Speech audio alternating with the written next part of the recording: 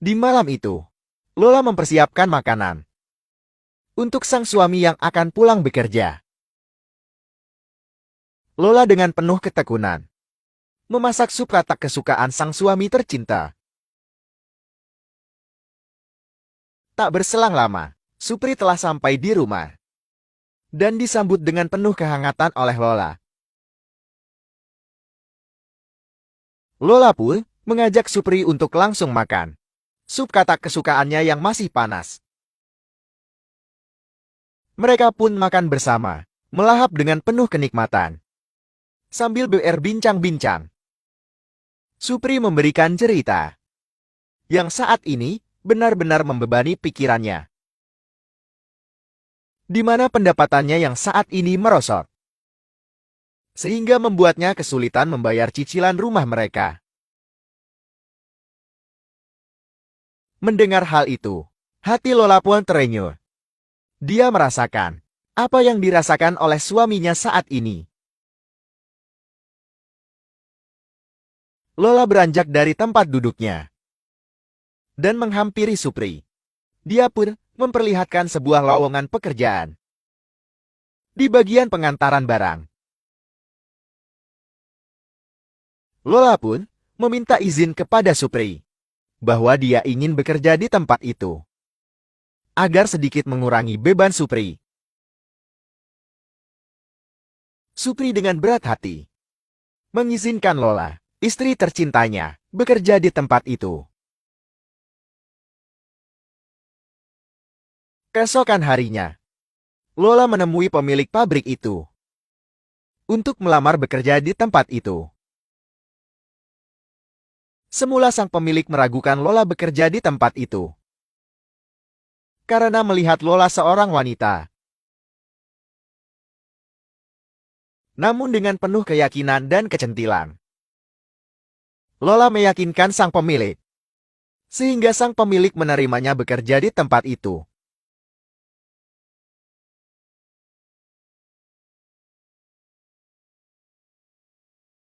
Keesokan harinya, dengan penuh semangat, Lola mulai bekerja di tempat itu.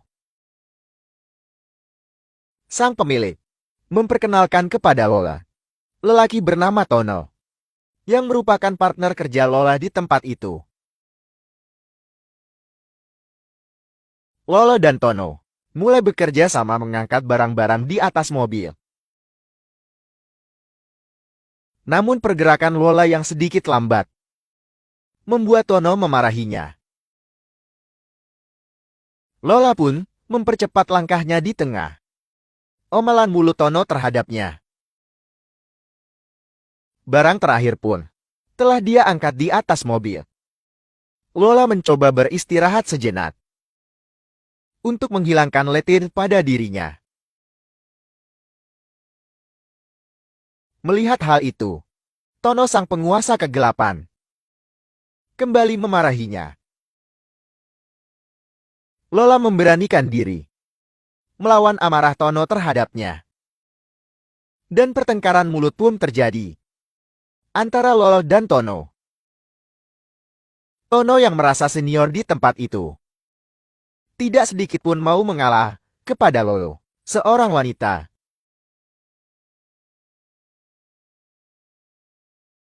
Selesai makan malam bersama Supri, Lola menceritakan sikap pemarah Tono terhadapnya.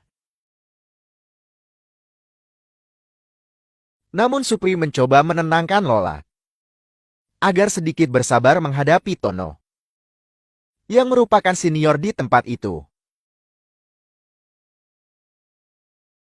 Mengingat malam itu malam Jumat, Lola menghampiri Supri yang ingin meminta jatah malam wajibnya.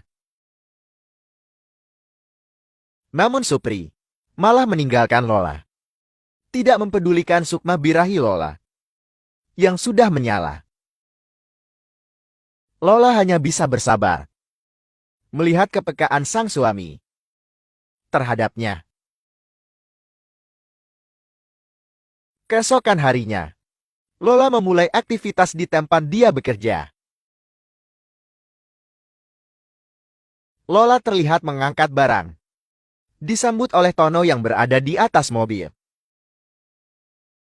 Namun mata Tono terfokus pada pinggul indah Lola yang sangat menggairahkan, sehingga membuat sikapnya berubah drastis kepada Lola, di mana dia membantu Lola mengangkat barang dari tangan Lola ke atas mobil.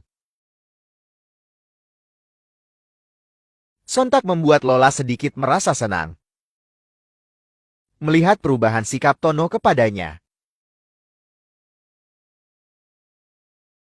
Namun kemesuman otak Tono mulai terlihat, di mana dia melihat dua boba lolap dengan penuh kenafsuan. Melihat hal itu, membuat Lola memarahinya untuk menjaga mata mesumnya. Keesokan harinya, Lola yang keletihan, tanpa dia sadari, tertidur di atas mobil. Tono yang masuk ke dalam mobil, melihat hal itu, membuat asap birahinya menyala. Dia pun mulai mengandus tubuh Lola dan mengikat kedua tangan Lola di tengah Lola yang tertidur pulas. Siangnya birahi yang belum selesai. Lola sudah terbangun dari tidurnya dan melihat baju bagian bobanya sudah terbuka.